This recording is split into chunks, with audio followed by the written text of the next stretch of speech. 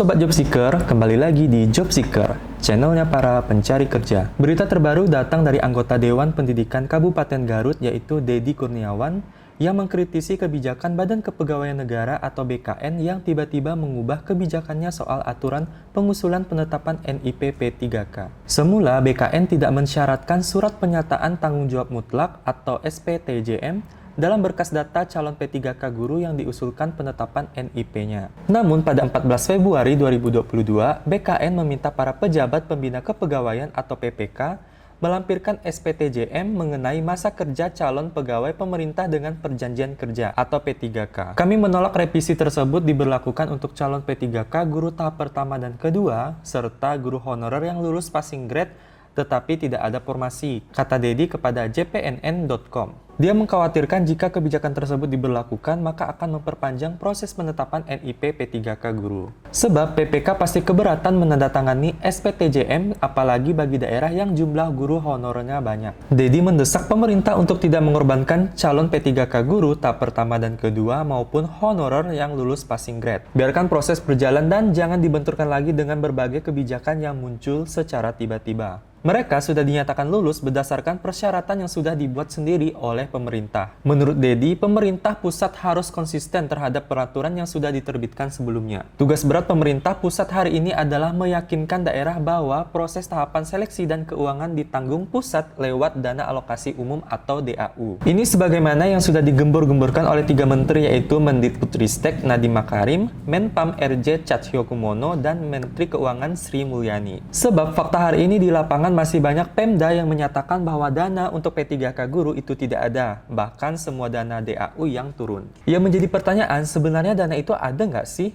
Kalau ada, mengapa proses pengangkatan P3K guru 2021 ini panjang dan berliku?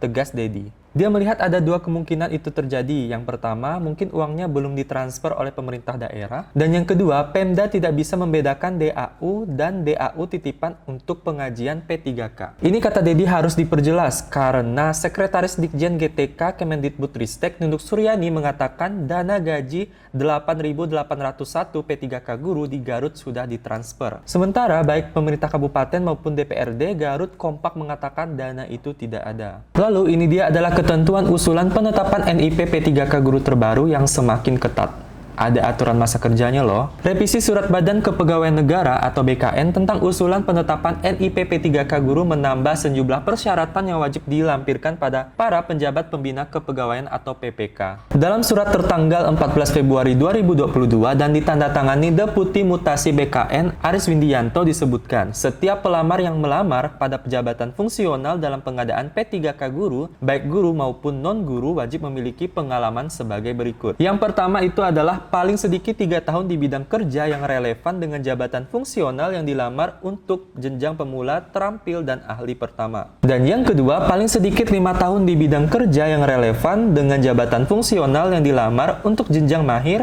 penyelia, ahli muda, dan ahli madya pemula, terampil, dan ahli pertama. Berdasarkan ketentuan tersebut, maka instansi harus bertanggung jawab terhadap kebenaran kelengkapan administrasi dan persyaratan masa kerja pelamar pada saat dilakukan tahapan seleksi administrasi. Ketentuan masa kerja minimal 3 tahun ini menjadi tanda tanya para guru honorer. Apakah bila peserta tes P3K 2021 yang lulus 2021 tetapi memiliki pengalaman kerja kurang dari 3 atau 5 tahun, akan gugur karena tidak akan mendapatkan STPJM? Tanya Ketua DPP Forum Guru Honorer Non-Kategori 2 Indonesia, yaitu Raden Sutopo Yuwono. Dia mencontohkan guru SMP melamar di SD dan lulus. Apakah guru SMP ini masuk di kategori tidak memiliki masa kerja di SD? Senada itu, Mukti Wibowo mempertanyakan bagaimana dengan guru honorer yang belum mengajar selama 3 tahun. Kemudian yang tidak mengajar sama sekali tetapi punya sertifikat pendidik, apakah STPJM tetap dikeluarkan? Nah Sobat Job Seeker, gimana nih buat kalian yang lulus seleksi P3K guru tahap pertama dan kedua tentang ketentuan usulan penetapan NIP P3K guru terbaru ini? Oke, sekian untuk video ini. Jangan lupa untuk like, comment, share, dan subscribe channel ini. Jangan lupa untuk nyalakan lonceng notifikasinya agar kalian selalu mendapatkan informasi terbaru dari channel ini.